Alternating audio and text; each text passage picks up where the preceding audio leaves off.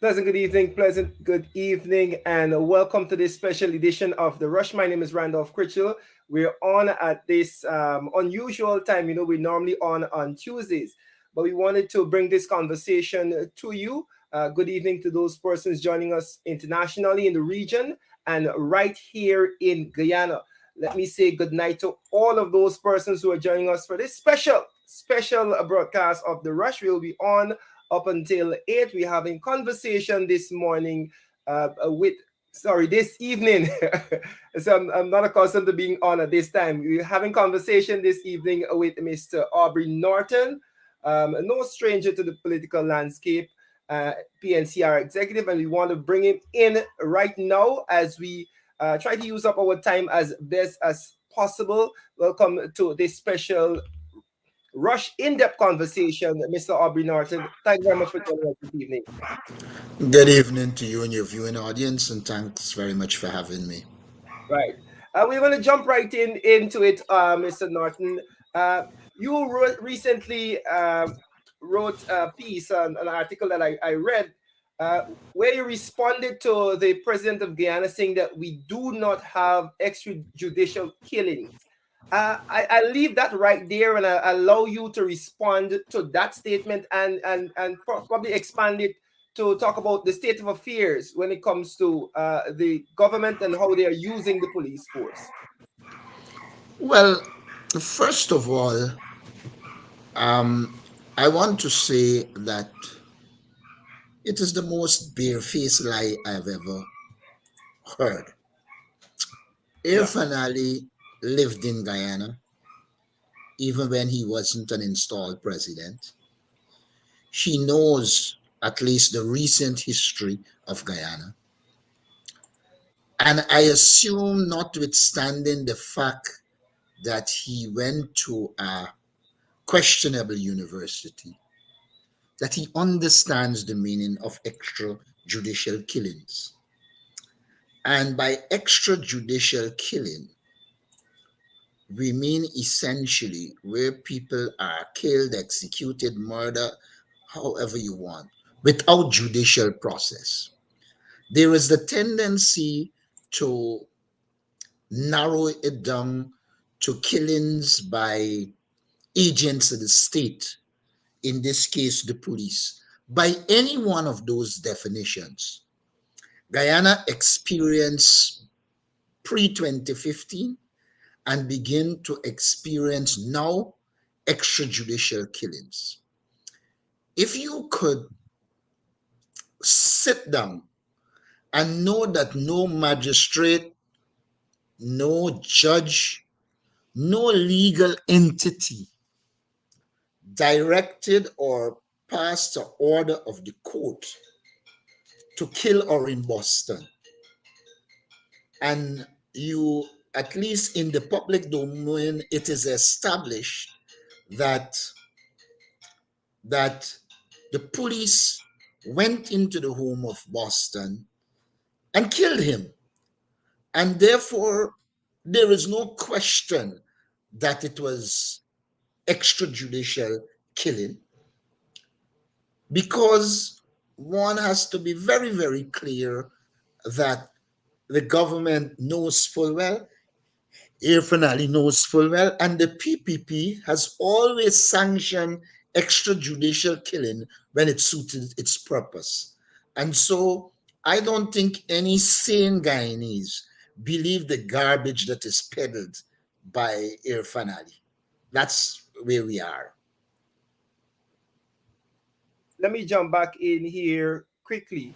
I want to push you on a few things.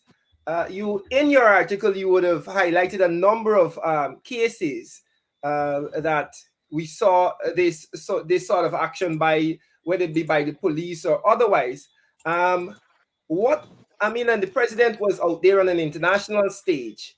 What do you think was the purpose of peddling this sort of narrative to the international community?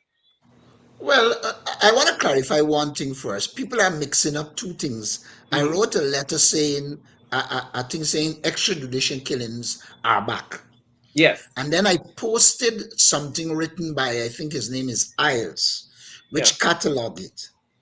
But for Yes. some reason, even though I made it clear that that wasn't written by me, people tend to attribute to me. I Okay. agree with the sentiments there. Okay. And at the same time that that was being prepared, I had already pulled up the documents with the extrajudicial killings. Yeah. I think what Irfan Ali set out to do was to hoodwink the international community. He wanted, I think he was in a difficult position.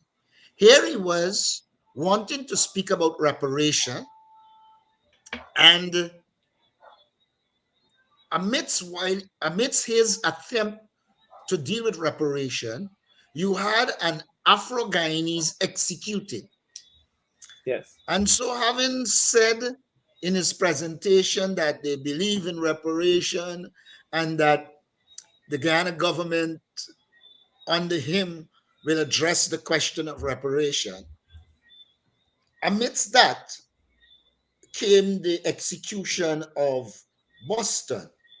One also has to recognize that the PPP regime has been under constant pressure for racism. I recall exposing their racism in dealing with COVID-19 relief. I exposed their racism in dealing with flood relief, pointing out how they shifted to acreage when it suited them rather than farmsteads. I pointed out that they had undertaken or promised that they will take back lands from all Guyanese who got it under the APNU AFC. But when they actually came to power, their only target was Afro Guyanese. Then you had the rally in the United States, which brought to the international fore the racist nature of the PPP regime. And so at the UN, they were attempting to portray themselves as a people who are involved in good governance, while the evidence on the ground suggests that the PPP operates on racism. Yeah. If one adds to that, that at the local level, when a motion was brought to the parliament for African Guyanese ancestral lands, the PPP voted against it. And so the PPP is intrinsically racist in their approach. And they are caught when they operated pre 2015. Social media was not as prolific. Now, everything they do will hit social media. And so they are still in this old mode of disowning and asking for evidence, even when the evidence is in front of their face. Yeah. But now I think they are beginning to recognize that the whole approach of bringing evidence, saying bring evidence, and disowning wouldn't work, because in real time, people are getting the acts of discrimination. In real time, people knew exactly what happened with Boston. And the attempt by them to suggest that Boston attacked the police, etc., was easily dismissed early. So they found themselves in the dilemma where they cannot, in the old mode, just dismiss it and put a Yeah. new Yeah. narrative and it will succeed. Reality has changed Yeah. and the regime hasn't. Yeah. I want to shift focus a little bit, because we want to touch base in terms of the state of politics in the country. We know that the installed regime has said that they will not cooperate, or they're not going to deal with the opposition unless the opposition recognizes them. In your estimation, how far do you think the PPP can go with that position, that stance that they have taken, and do you think that that is sustainable throughout their tenure? Well, first of all, one has to understand what one is talking about when one talks about recognition. Mm-hmm. Um, Even if you recognize them, it wouldn't follow that they are legitimate. Mm. Legitimacy is a different question. The PPP will never be able to establish that they came to government based on legitimate votes. The PPP has to live with the fact that they hired an international company that did their bidding, and in the era of Trump, they were able to get into transactions that allowed them the support of a corrupt regime in the United States, and that as a result of the involvement of the Trump regime, they were installed in power. Now, having been installed, the more difficult task faced them, that of legitimizing the government. But that could not be possible because they demanded a recount, and the recount revealed in the public domain that they were involved in fraud, 40 plus boxes, no uh, voting the ledgers, the dead voting, among others. And so the process that really should legitimize them is the electoral process, and that was riddled with fraud. So they adopted the strategy of accusing the APNU AFC of rigging with the hope that they can shame and blame Yeah. and force the APNU AFC in the direction of saying they are not an installed government. Now, I don't think that will happen, but to the extent that there is government and opposition, there is some amount of recognition, though shrouded in illegal acts. Yeah. Now, the PPP's dilemma is not so much the recognition. Their real dilemma is one, they are incompetent. The government has shown that it lacks the capacity to govern Guyana first, and secondly, to govern Guyana in a fair way. And then that has to be compared with the APNU AFC 2015 to 2020. And when you do that comparison, you will see a high level of good governance in comparison to what the PPP is doing. Then they came to government suggesting that they will reduce taxes and life will be better. It turned out that this is the hardest times Guyanese have ever faced. And so they are in a situation where their incompetence is manifest. We've seen their incompetence in the handling of COVID. In any other country, the health minister would have resigned Hmm. because the evidence of his lack of management ability is before all to see. Yeah. Now, so there is marked incompetence. When you add to the incompetence the high level of corruption,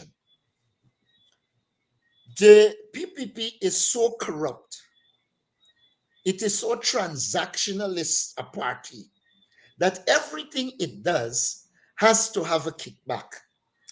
The ill effects of corruption on developing and other countries have already been documented, and it should be evident to all that no matter how much resources a PPP government gets, it will not be able to govern properly because of the high percentage, some people rate it at 25% and above, of corruption.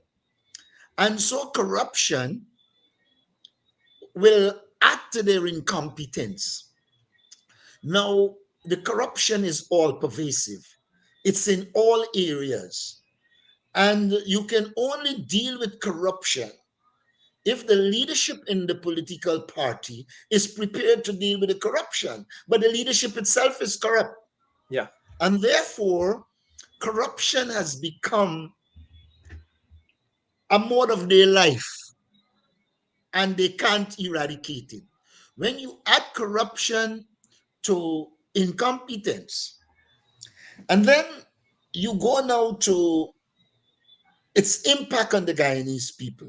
Yeah, we were coming It there. is impacting negatively on the Guyanese people. Even people who wanted the PPP back in government because they would have made some money from the illegal world, Mm. they are crying because while the PPP government can be involved in corruption, there has been a reduction in the trafficking in drugs. I believe a lot of them miss that between 2015 and 2020, the Drug Enforcement Agency was allowed to operate in Guyana, and so they have better intelligence and can deal with drugs and drug trafficking. And so a lot of the persons who wanted to enjoy the crumbs from that illegal world, they are also experiencing problems. The average man has to live with the fact that this government has not given a wage increase since they came into government. Yeah. And they are into one-off payments, but one-off payments are one-off joys that people forget by the time the money is through. Yeah. Now, what we as an APNU AFC we have to do is to point out that while we were in government, action was taken to improve the lives of the Guyanese people generally. And this approach of linking to the PPP leadership and getting patronage cannot develop Guyana. Yeah. This approach of a project here and a project there and large corruption on the projects cannot develop Guyana. What Guyana needs is a comprehensive program of infrastructural development that is done in a way that it will facilitate the opening of lands, so housing, business, etc. And you generally improve the quality of life of the Guyanese people. One of the things that consistently happen under all PPP regimes is the reduction in manufacturing production. Under the APNU AFC, we saw incentives being given and a movement in the direction of development of the manufacturing sector. Now, what I'm saying in essence is that the PPP is visionless. They can make a few rich and themselves rich. But in terms of a development strategy to deal with the development of the people of Guyana, they are out of touch with the people of Guyana. And because they have developed a corrupt system, the system is not disposed to genuine development. Development. It is disposed to a few getting rich, the family and friends of the PPP doing well, but the mass of the Guyanese population in poverty. Yeah, I want to echo some of that because I've been talking for a while now about this idea of the economics of corruption that the PVP seems to engage in, and it again not favoring those persons who are the lower levels because you don't have the average man don't have a business deal to offer any kickbacks to offer or anything like that. So we see the concentration and the corruption, even in the government agencies from Guy Oil to Guywa to 𝐲𝐬𝐡, and they seem to be striving on this economics of corruption. And I want to before we because we're looking at program time, we only had half an hour. We have a few minutes, about 5 minutes to go, and I want you to deal with the coalition as a united I don't want to say united forces to sound like that, but a united team moving forward. And what is the road for the APNU AFC? And what does a road to uh, back into power look like from your Well, perspective? first of all, I believe the first thing that we need to do is to campaign for a new voters list. Yes. I believe once we get a new voters list, we are on the road. Then we have to change some of our approaches to political work. We need to be more on the ground in a structured way. We also need the organization of the coalition into what I will call a vibrant functioning coalition. Excuse me. Where every political party in the coalition comes to the table with its ideas, its projects, programs. We discuss them and we move forward as one unit.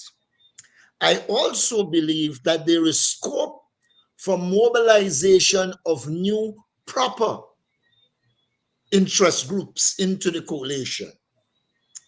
When you speak to businessmen in this society, a lot of them believe that the concept private sector is misused in Guyana. There are a few people linked to the PPP that call themselves the private sector. But the genuine private sector, those middle-level businessmen Mm-hmm. who are searching for opportunities in a legal fashion, they are excluded. And so work has to be done to bring them into the fold, either as an interest group or in cases politically. Because by the very nature of PPP operation, they tend to alienate forces that do not support them. And there are a large amount of persons and institutions out there that are not willing to be part of the corrupt cabal.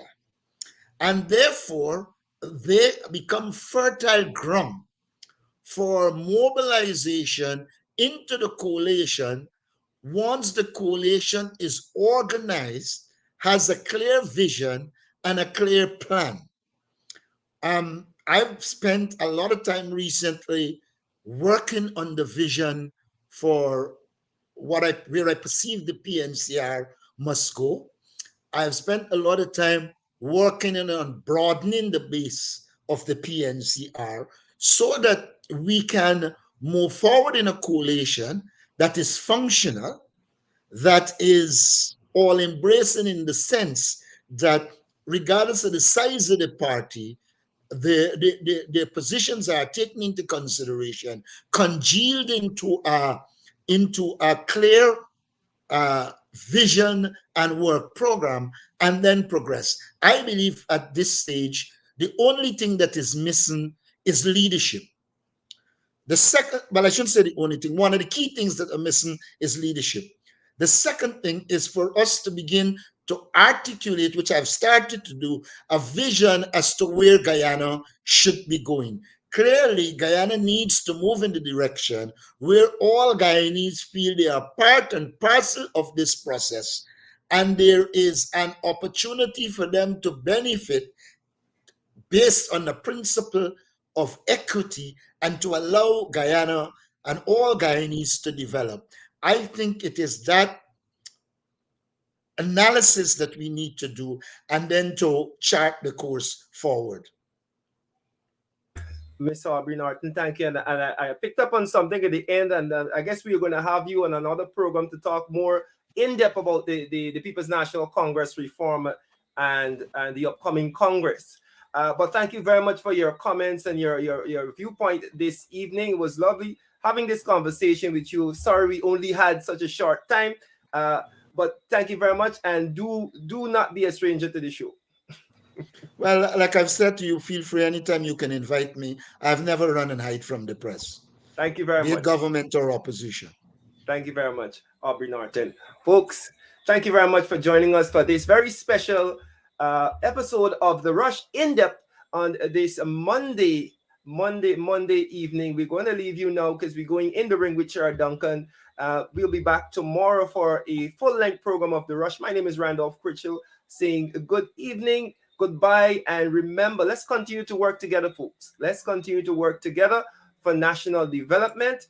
Do enjoy the rest of the evening. Remember, ensure you follow all the COVID guidelines because COVID is real. If you feel comfortable about and you have enough information about the vaccine and you feel comfortable, please ensure that you get vaccinated. My name is Randolph Critchell. Do enjoy the rest of your evening. One time for the bass, alright. Back in the day we used to live Charlotte Street. Just learn to walk and speak. Me woulda grab a bucket, 2 stick of milk in and gone in the yard and beat. Miss Paul used to suck up she teeth. We didn't kick out the music sweet. You could hear me little voice in Regent Street, but I'm still in the game. On the stage I'm keeping the flame. Used to jam with Leon and Shane. We used to make enough noise in the neighborhood. Get vexed and call over Dwayne. Tell them music run in me vein. Yesterday.